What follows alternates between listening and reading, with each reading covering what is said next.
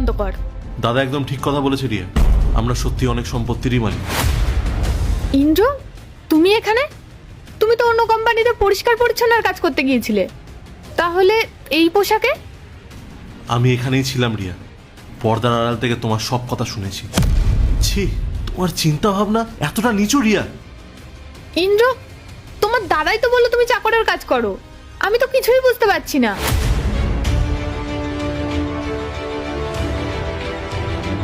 দাঁড়াও রিয়া, আমি তোমায় সবটা বলছি।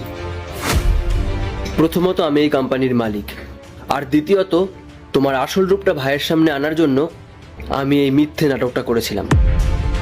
কিরে ইন্দ্র, তুই না বলতি রিয়া তোকে খুব ভালোবাসে?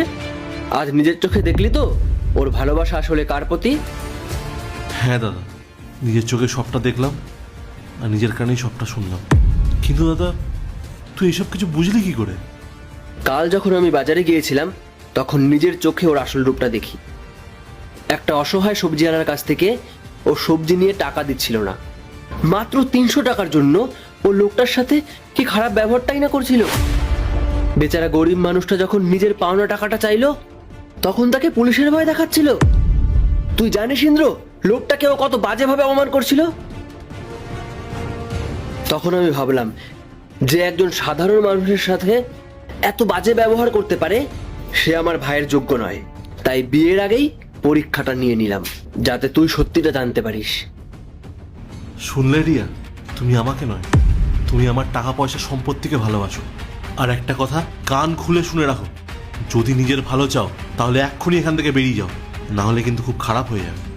ইন্দ্র, বিশ্বাস করো আমি সিরিয়াসলি কিছু বলিনি, আমি তো মজা করছিলাম। তুমি তো জানোই আমার মজা করার অভ্যাস আছে।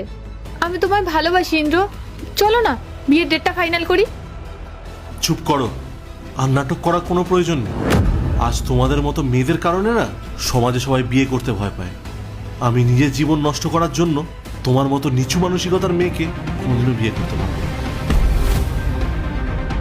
আমি তোমাকে বিয়ে করব না, এটাই আমার শেষ কথা।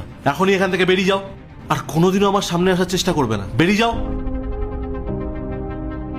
থ্যাংক ইউ দাদা, আজ যদি তুই না থাকতিস তাহলে আমার জীবনটাই নষ্ট হয়ে যেত, আর আমি বুঝতেই পারতাম না যে আমি কাকে ভালোবেসেছিলাম। পাগল নাকি? থ্যাংক ইউ বলতে হবে না। আমি থাকতে কোনো ভুল সিদ্ধান্ত তোকে নিতে দেব না। তুই চিন্তা করিস না, আমি সারা জীবন তোর সঙ্গে আছি। আর দেখিস, আমি তোর জন্য এমন একজনকে খুঁজে নিয়ে আসবো যে আমাদের পরিবারকেও ভালোবেসে আগলে রাখবে আর তোকেও ভালোবাসবে।